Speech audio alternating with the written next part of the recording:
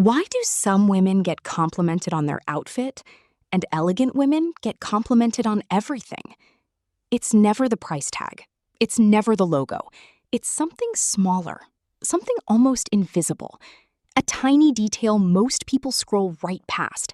But the moment you notice it, you can't unsee it. Here's the truth nobody tells you. Style isn't about how much you spend. It's about what you choose to notice. And elegant women, they notice everything. Not in a judgmental way, in an instinctive way. The way a musician hears one note out of tune in a song everyone else thinks sounds perfect. Today, we're breaking down 9 of those tiny details. The ones elegant women clock in 3 seconds flat. The ones that quietly separate put together from polished. And by the end of this video, you won't just understand them. You'll start seeing them everywhere. In your closet, in your mirror, in every outfit you've ever loved, and every outfit that never quite worked. Let's begin. Number 1, the fit of your shoulders. Not your waist, not your hem length, your shoulders. Here's why this matters more than almost anything else in your closet. The shoulder seam is the anchor point of an entire garment. If it sits even half an inch off, too wide, too narrow, drooping past the natural shoulder bone, the whole outfit reads as borrowed. Like you grabbed something off a rack that was never quite yours. Elegant women know this instinctively, even if they've never studied tailoring. They know a blazer that skims the shoulder perfectly looks more expensive than a designer piece that doesn't. That's why old money families have always sent their coats to a tailor for one single adjustment: the shoulder. Everything else can be forgiven. The shoulder cannot. So next time you try something on, don't look at the price tag first. Look at where the seam sits. That's the detail that decides everything else. Number 2, the state of your hands. Think about it. Hands are in every photo, every handshake, every time you gesture while you speak.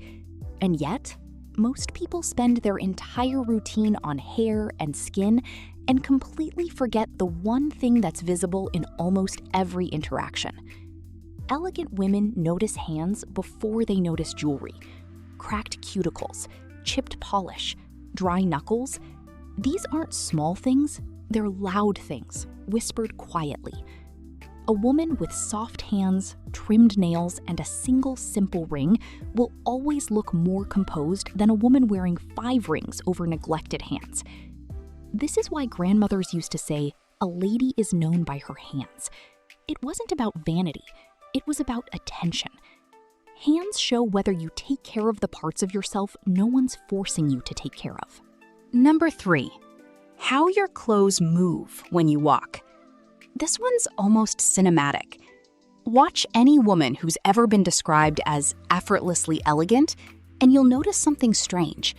Her clothes seem to move with her, not against her. That's not an accident. That's fabric weight. Cheap fabric is stiff. It resists movement. It creases in odd places and clings where it shouldn't. Good fabric, even inexpensive good fabric, has drape. It falls. It sways slightly when you walk, instead of stiffening around your body like armor. Elegant women shop with their hands before their eyes. They touch a fabric and feel whether it moves like water or moves like cardboard. This is why a simple camel coat in the right wool can look more luxurious than a logo-covered jacket in synthetic blend. Movement tells the truth that labels try to hide.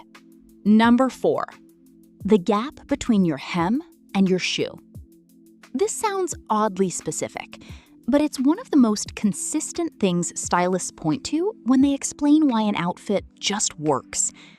Too much fabric pooling at the ankle reads as sloppy. Too short, and proportions feel off. But that clean, tailored break, right where the hem meets the top of the shoe, no bunching, no dragging, that's the detail that makes pants look bespoke, even if they're from a regular store. Elegant women adjust this constantly. They hem their trousers, they roll their jeans exactly once, not twice. They know the difference between "I didn't think about this" and "I thought about this on purpose." And that gap, that tiny sliver of space near your ankle, says more about intention than almost anything else you're wearing. Number 5, whether your accessories are telling one story or 5 different ones. Here's something most people never think about. Accessories aren't separate decisions. They're a conversation. And if that conversation is chaotic, gold hardware on your bag, silver on your watch, mixed metals on your rings, a scarf in a completely different tone, it creates a kind of visual static. Nothing is wrong, exactly, but nothing feels calm either. Elegant women simplify this instinctively. They pick a metal tone and stay loyal to it for the day. They choose one statement piece, not 4 competing ones. This is the actual secret behind the famous quiet luxury look. It was never about owning less. It was about making everything you own agree with everything else. When your jewelry, your bag hardware, and your shoe buckles are all speaking the same metallic language, your whole outfit suddenly feels expensive. Not because it cost more, because it makes sense. Number 6, your posture in the first 2 seconds someone sees you. This isn't really about clothing at all, and yet it changes how every piece of clothing is perceived somewhere. There's a reason certain women can wear a plain white shirt and jeans and still look like they belong somewhere important, while another woman in a designer dress can look uncertain, almost apologetic. It's not confidence in the loud sense, it's posture. Shoulders relaxed, but not slouched. Chin level, spine long. Elegant women were often taught this before they were taught anything about fashion. Old etiquette schools spent more time on how a woman entered a room than on what she wore into it, because posture changes the geometry of clothing. A blazer sits differently on straight shoulders. A dress falls differently on an elongated spine. The outfit doesn't change, the impression of it does. Number 7, the condition of your basics, the things nobody sees. This one is almost secretive, and that's exactly the point. Elegant women pay disproportionate attention to what's underneath. The right foundational pieces, a slip that doesn't show lines, a bra that actually fits, hosiery without snags. Because these are the things that determine whether an outer garment sits the way it was designed to sit.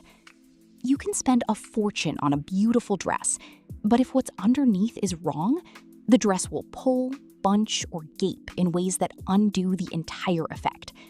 This is why so many expensive-looking women aren't wearing expensive clothes at all. They're wearing correctly fitted foundations underneath ordinary ones.